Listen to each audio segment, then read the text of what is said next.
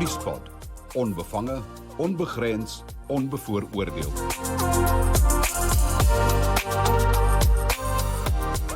It is almost time for the kickoff of the Joberg2C mountain bike event.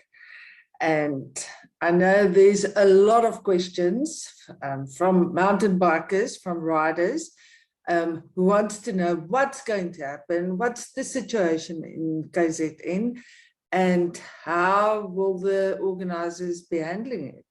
So I spoke to Wapo, the one and only Craig Wapnick, one of the organisers, and let's hear what he has to say about this year's event. Hello, Wapo.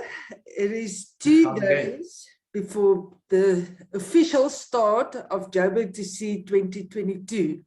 And let me tell you, the reason why I think it's so important for us to have this quick conversation is there is so many stories out there. I've never realized that mountain bikers can have so many stories. So, hello and welcome to Nuuspod. Thank you, Teresa. Dis lekker om hier so te wees. Ja, lekker. Dis altyd lekker om jou hier te hê. So, Wapo, please tell us. Like I said, there's so many stories out there, people wondering what's the current situation. We know there's a disaster happening in KZN at the moment.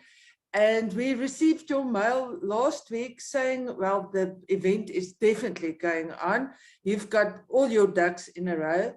And so tell us what's going on. Yeah, lekker, Teresa, there's never been a time when that saying, 'n boer maak 'n plan,' is more appropriate than now. And we have Farmer Glenn and his crew of literally 100 people repairing bridges on the last 3 days, which is also the Sani to Sea route. Yeah. They're working tirelessly throughout to make sure that the route is ready. We always have options. Gary, who's kind of responsible, Farmer Gary from Bergen Bush, who's responsible for the middle 3 days, flat out working there with TLBs, rebuilding sections, making sure it's cool. If it rains even more, which is possible, we will still alter the route.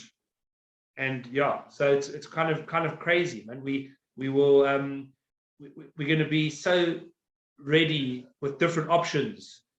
And I think the most important thing for our side is to spare thought for those people who've got real challenges. All we got to do is ride bicycles and get people across South Africa. It's a challenge, but nothing like what the guys are going through and trying to sort people's lives out on Natal on the coast. So if we keep things in perspective, it's just a mountain biking event, and we're gonna get you all there safely. That's so true. And I'm glad you say safely, because that's one of the biggest concerns at the moment is the safety of the riders.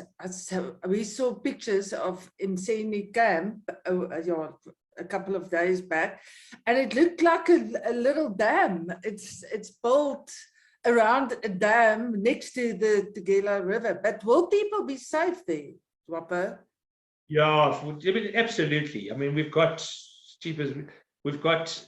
the best safety kind of procedures and safety protocols in place. Event this size with 280 international riders, we've got it, as well as South Africa. You've got to have everything kind of sorted, and we'll never put riders' lives at risk. Yeah. So that is why we will make quite a few changes to the route, which will be, that's just how it is, and riders will accept it because A, they want to ride across South Africa.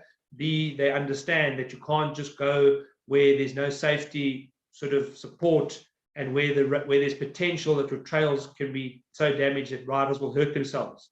Yeah. So we constantly check our lead motorbikes go out every day to make sure that every inch of the course before the riders ride that day even is rideable, and if it's not, they'll make a plan or mark around it or whatever it is.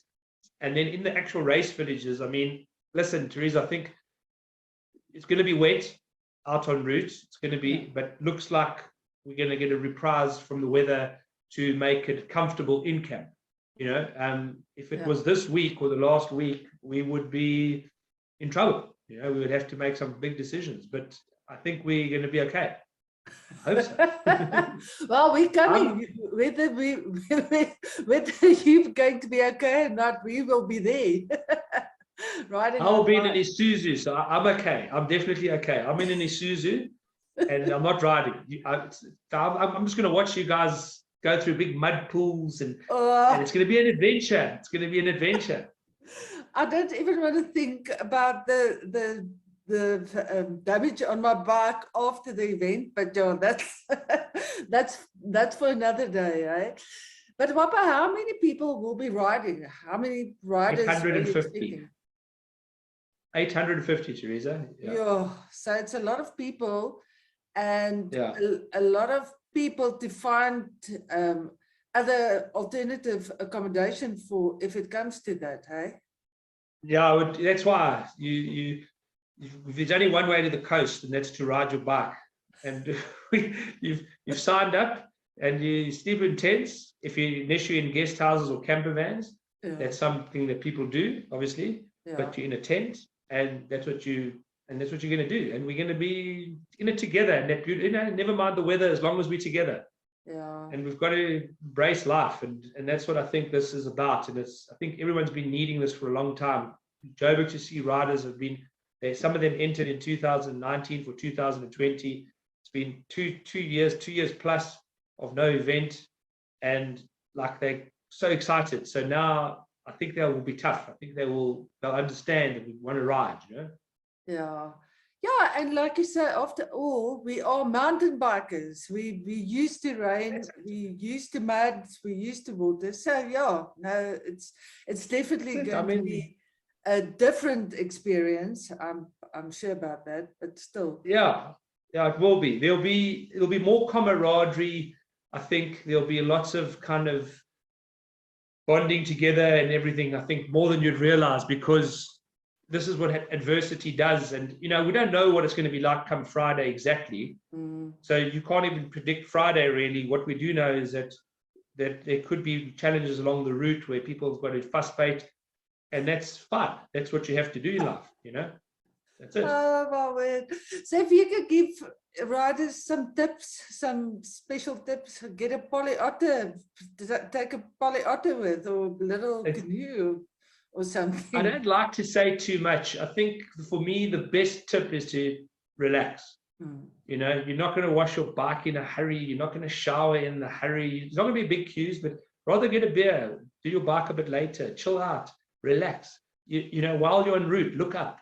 If the going gets tough, just realize that it's okay to ride at 12 kilometers an hour, 13 kilometers an hour, and see the country. No one's going to, you know, you're not going to be judged for the rest of your life. Just relax, enjoy the experience.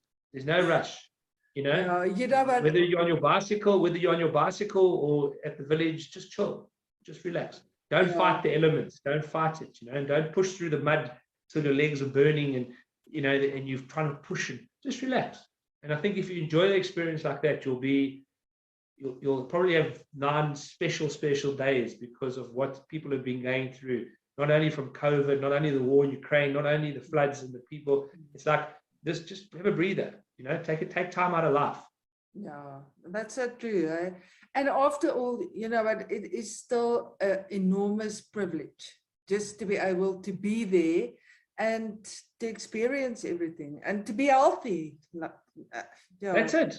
I see it as a privilege.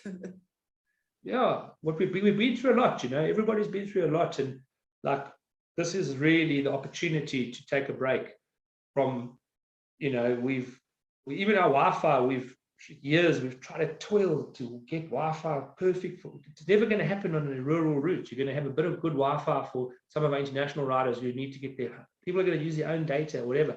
It doesn't matter. It's not a Wi-Fi event. It's a mountain biking event. And if we've got beer, ice cold beer, a rideable route that gets everyone to see South Africa on a bicycle, and good food and showers, what more do you need? Maybe a bit of dry bedding, that's all. Yeah, absolutely. So just to be clear, we are not going to ride on tar from Heidelberg all the way on the N3 all the way to Durbs. No.